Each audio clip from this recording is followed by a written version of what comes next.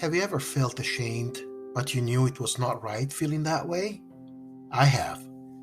Today I explore the virtue of vulnerability and how it can help us become stronger persons. Hi, and welcome to episode 7 of Leader with Soul. My name is Alberto De Feo, and I muse about leadership, family, life, and everything in between. If you like what you hear, then please click like and subscribe to my channel. It will help spread the word. Throughout the years, I have been shamed by people who wanted to have control over me and impose their will on me. I have learned to manage these situations through openness and vulnerability. I have also been fighting back when appropriate or found ways to change the situation.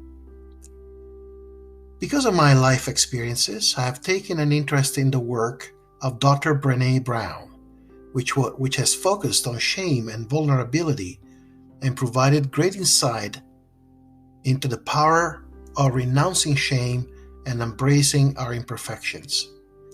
She is a skilled researcher and has written a number of wonderful books that I strongly suggest to all my friends.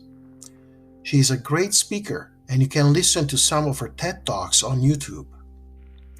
Today, I wish to share with you some insights I have personally gained from reading her book Daring Greatly and provide my personal perspective. In this book, Brené addresses the concepts of shame and vulnerability to make us aware of the contradictions we live with on a daily basis. We need to begin with the concept of shame. Shame, in a nutshell, is the fear of social disconnection. Like me, I am sure you have felt shame at times. Maybe you have done something you are not proud of, and you know it. Or fear rejection for who you are. Maybe you don't fit within a certain group of people, or you feel constrained in a preconceived category, a mold of the sort that does not represent who you are. Although this is only human, it is after all a harmful feeling. Often we attach our self-worth to the way others respond to our creations or behavior. The result? We fear we will be criticized, or, as I mentioned before, even rejected. Shame weakens our ability to believe we can improve ourselves. Much research has found that shame leads only to negative, destructive behavior. In blunt terms, shame has zero positive effects. So, although it's only human to feel shame once in a while, the adoption of shame-related behavior in our society is worrying. Think about it. Shame has been and is part of our current culture, and it promotes a fear of unworthiness, of never having or being enough. We're constantly presenting ourselves and our lives to the public, but we only share a rosy picture which is not realistic at all. This creates envy. Such envy often leads to a feeling of scarcity that we've all felt occasionally. We live in constant fear that we are not or we don't have enough. When we cannot heal, rather than overcoming the trauma by processing it, which requires vulnerability, we try to numb the fear by seeking to acquire more things or to be more. This never enough thinking kickstarts a cycle of comparison, shame, and disengagement. How do we overcome all this? Brené states that vulnerability is the core of all emotions and by no means a sign of weakness. We need to embrace it and make it a positive force in our life.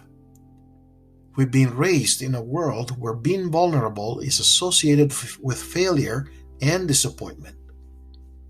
While success and strength are considered far more important than connecting with our feelings. In a recent video about failure, videographer Flavio De Feo makes a great point. There is no innovation and creativity without failure. Thomas Edison is famous for his saying that his success came after 1,000 failures, but he never defined those steps as a failure. Rather, he described them as stepping stones towards success. I have posted a link to Flavia's video in the description below. Now, if we analyze what vulnerability really is, then we arrive at entirely different conclusions.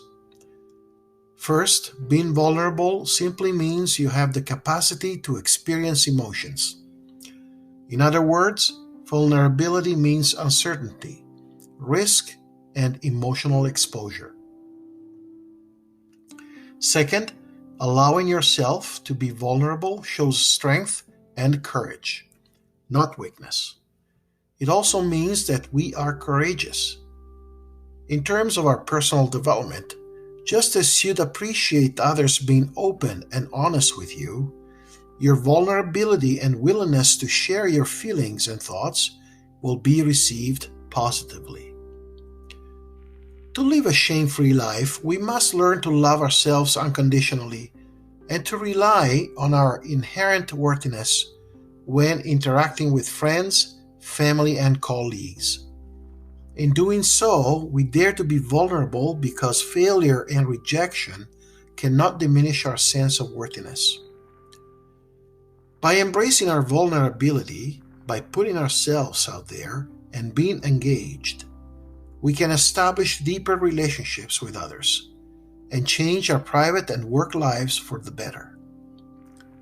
This is one of the reasons I produce this podcast and write a blog, knowing full well my limitations and imperfections.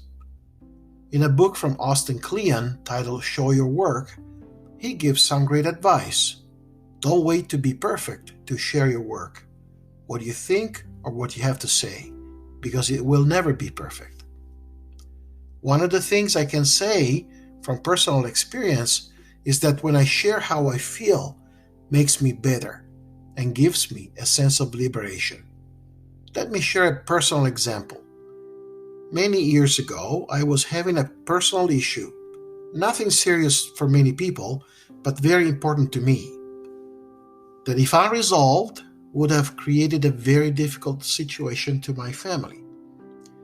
I was feeling trapped by my sense of pride and guilt. I was ashamed because I felt I was not living to the expectations my loved ones had placed in me.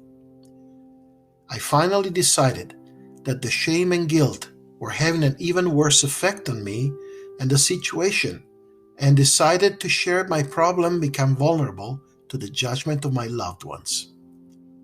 I only received love and understanding in return, and realized that the issue was solvable and not a big issue after all. Often we are our worst enemy. I truly recommend this book and others from Brené Brown. You will find great insights in them.